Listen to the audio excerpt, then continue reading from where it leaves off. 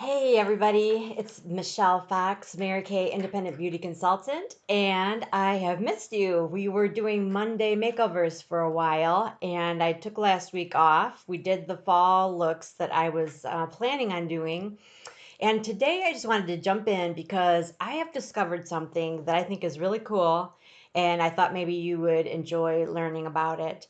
It is this. Sometimes using more eye colors actually makes application easier. I was very surprised at this, and I'm combining suggestions from a couple of my favorite makeup artists.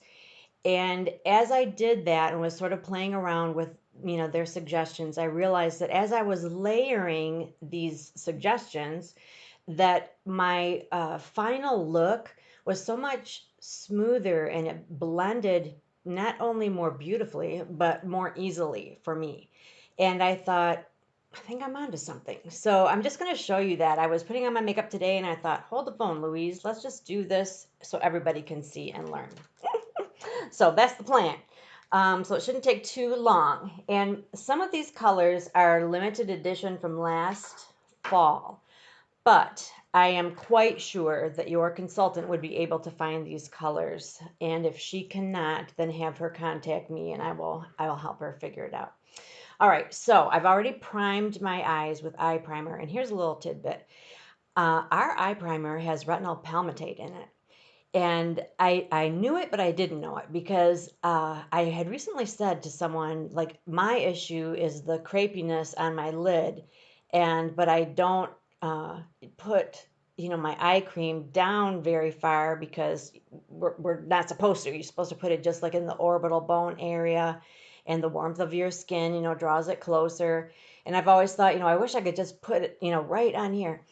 But retinol palmitate does smooth out fine lines and wrinkles, and that is in our eye primer, which does indeed go right on your lid. So I thought, that's nice. I'm happy about that. Okay. I'm going to use Sandcastle all over, and I'm using the eyeshadow brush that we have in our Mary Kay line. And this is funny because I just did a giveaway on my VIP page, and they always it's like a guessing game kind of a thing.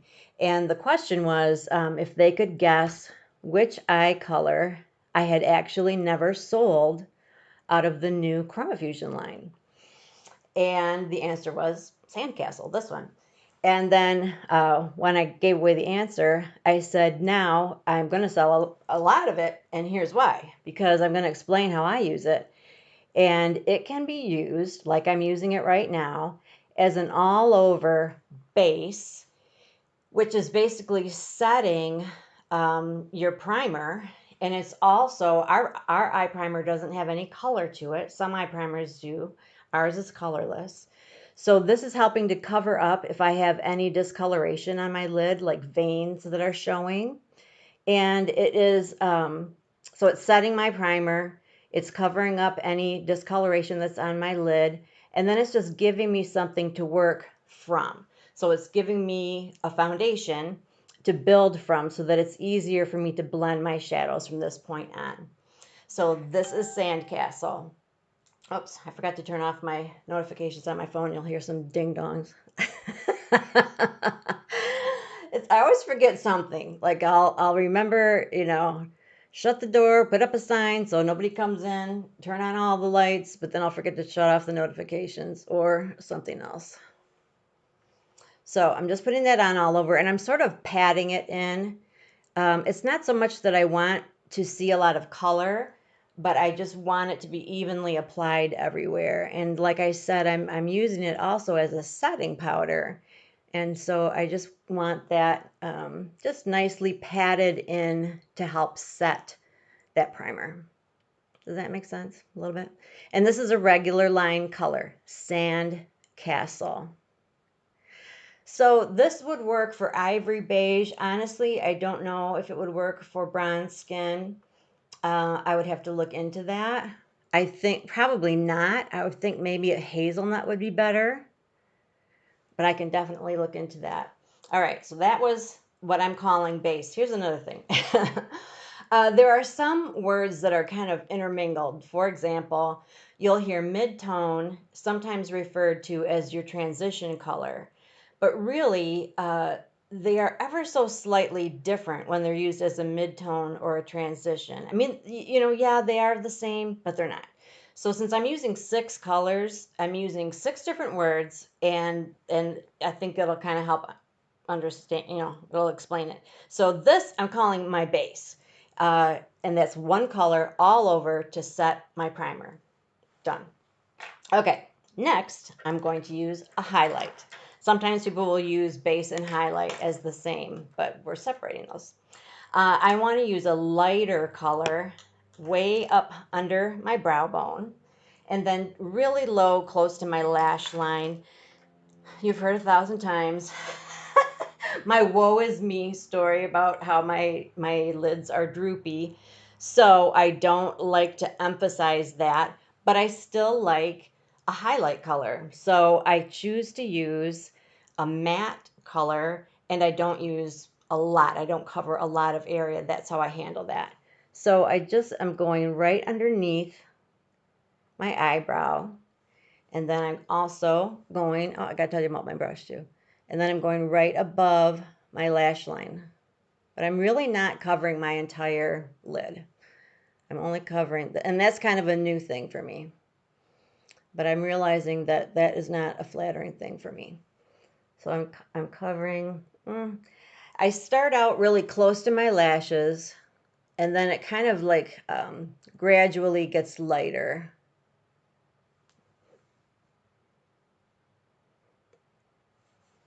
So there's not really an obvious starting and stopping point there, but I don't go out of my way to cover the whole lid like I used to.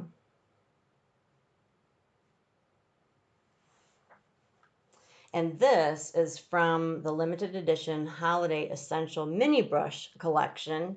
And of course, I don't have my glasses on, so I can't see what it's called, but it looks like this. It's the one that's, the bigger of the collection. Oops, here on my eye. So we've just done Sandcastle all over as a base. Now I'm using Biscotti, which is a matte, and I'm just using it just beneath my brow bone and just above my lash line, sort of having it fade as it goes up. I don't want it to be covered too much, and I don't want it to be too intense. All right, now I'm going to use what I'm going to call a transition color. A transition color, no matter what you're working with, it helps to have a transition color. It's just one of those mysterious things, honestly. I've heard it for so long and it doesn't make sense to me. I don't understand how it works, but it is like a color that is sort of in the nude palette. It's darker than your actual skin tone and it goes in the crease area.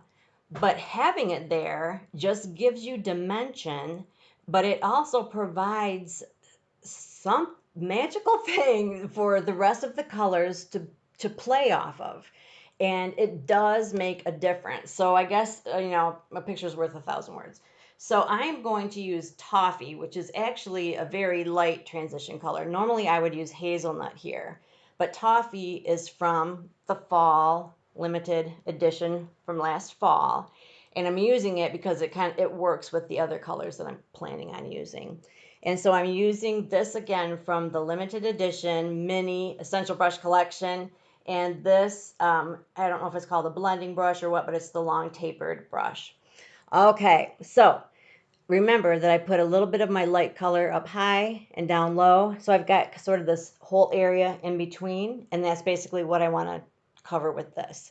The brush is loose and fluffy, and so I'm just kind of going back and forth in a windshield wiper type motion, and I'm just covering up that whole area. And it's very, very subtle.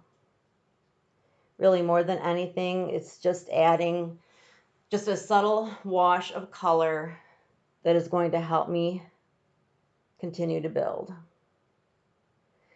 And I've talked before about because my lids are crepey, that sometimes when I go back and forth, the brush can skip. So I might have to go back and kind of do some up and down motions as well. I'd never give up. When I realize that something is funky because of my age, I think I will find a way.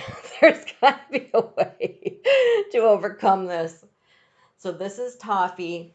I'm just going right in the middle, and it's not very precise. I just kind of a back and forth, filling in that area that we had previously left alone. And this is, we're using this as a transition. If you feel like you've got some spaces, some gaps, then you can kind of do some up and down strokes in there. So I've used 3 colors, but it really doesn't look like much at all is happening. But anytime that you see a model, she looks so natural, and yet I can promise you she's got layers and layers of makeup on. And so this is part of that process, is that you are layering these natural colors that are helping, what comes next to flow. It's such an interesting thing, I'm telling you. This is about the only creative thing that interests me in life. Okay, so that's our third. We've already used 3 colors. And see, it's not even hard. So, and this is all just like background work.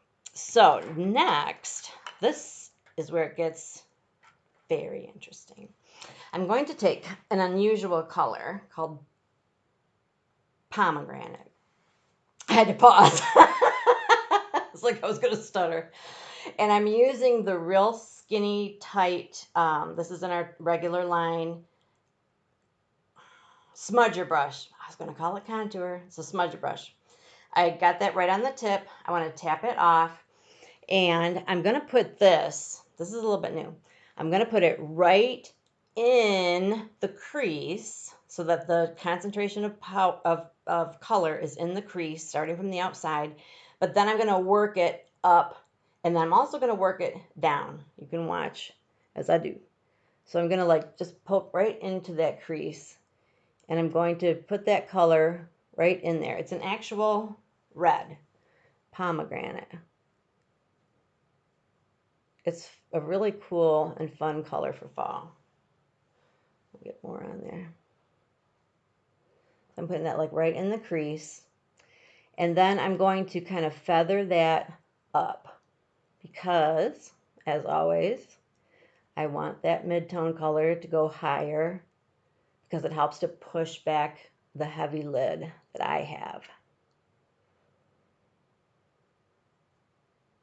And something that is fairly new that I do is I also bring it down a little bit because I noticed that even like where my lid used to have like a nice almond shape.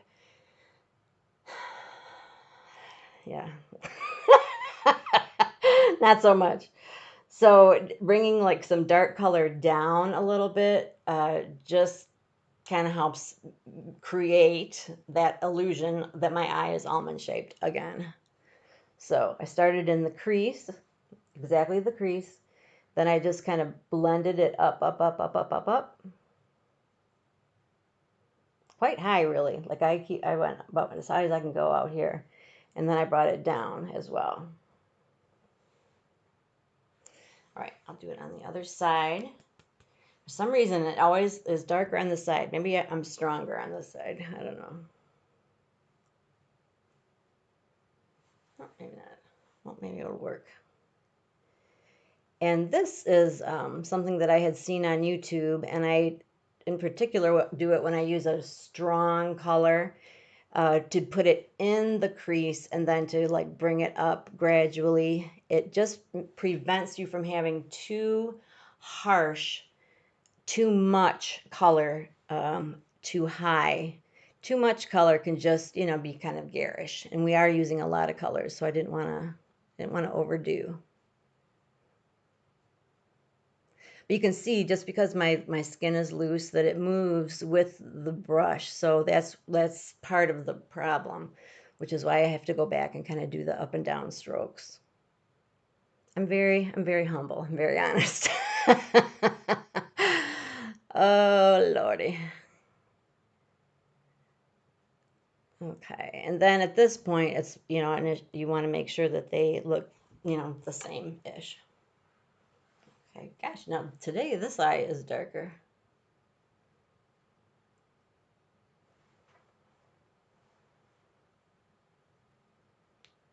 This pomegranate, like I said, is from last fall. So the toffee and the pomegranate, and then they also came with one called Hummingbird, which was gorgeous. I might use it, but I don't know if I can get you that one if you want that one. That one sold out pretty fast. So I don't want you to be frustrated. I'm pretty sure I could get you toffee and pomegranate. Okay, so we've got those done.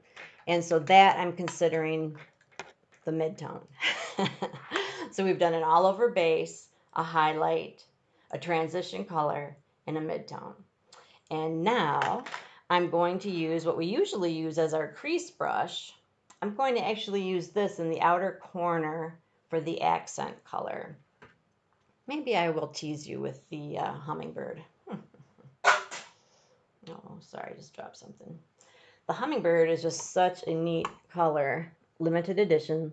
Last year. It's gone. You probably can't get it. It's got sparkles. Well, think of a hummingbird of all the different colors on its belly. So it's got these sparkles of turquoise and burgundy and, like an ocean blue and a bright green. It's so cool. But from a distance, it looks just sort of like a pewter color. It's a dark background color, but within, the sparkles are really bright. It is such a fun color to play with. It's a fun color to line with. So I'm just doing that in the outer area. I'm using this crease brush. And this is our accent color. This is where we get some lift, a little bit of drama. I put mine, a little higher probably than most because I need a little extra lift.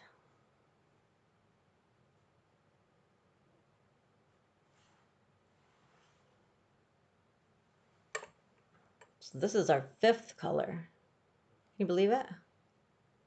Easy peasy, right? And honestly, at this point, normally I would be struggling because the red and the pomegranate, they're very dark colors. But because I have already, put the base of the light colors on, it's helping me. It's just giving them something to work with. I can see comments, but I can't see comments. You know what I'm saying? So I'll check later. I can see, but I can't see. I just saw a commercial, brought me to tears. A woman saying that, she had cataract surgery and now she can see colors and, all these things are so clear. And I'm like, I probably need that.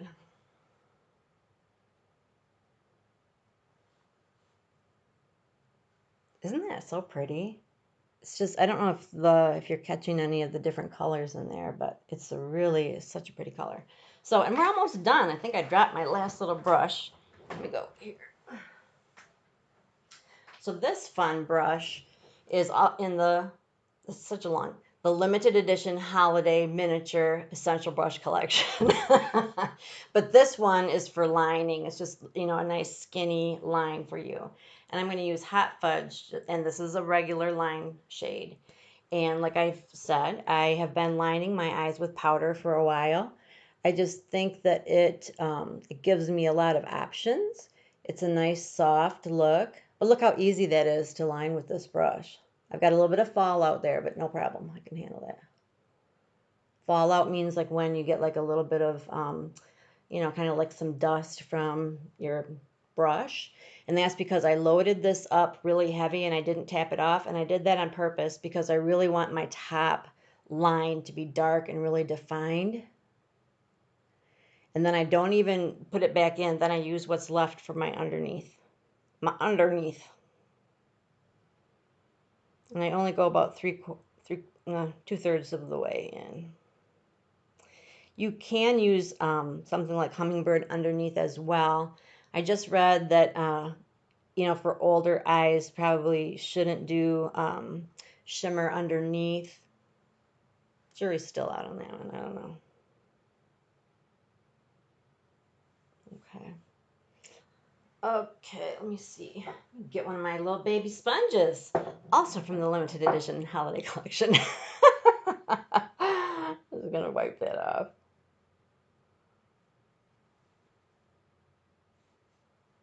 Okay, see how easy and it's just smooth. I mean, this is a dark, dark brown, and yet, I put it on very easy. All right, and so this I'm just calling our liner, and this is color number 6, and we're done. So I don't know if you feel like that seemed easy, but it was easy to me.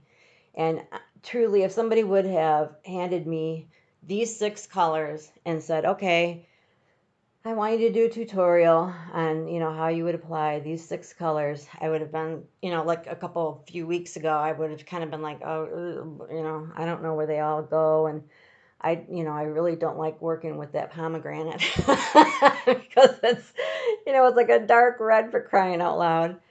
And yet, you know, as I used the wisdom of various makeup artists, using a transition color and using that base color all over, it just made it so much easier. I need a little more under here.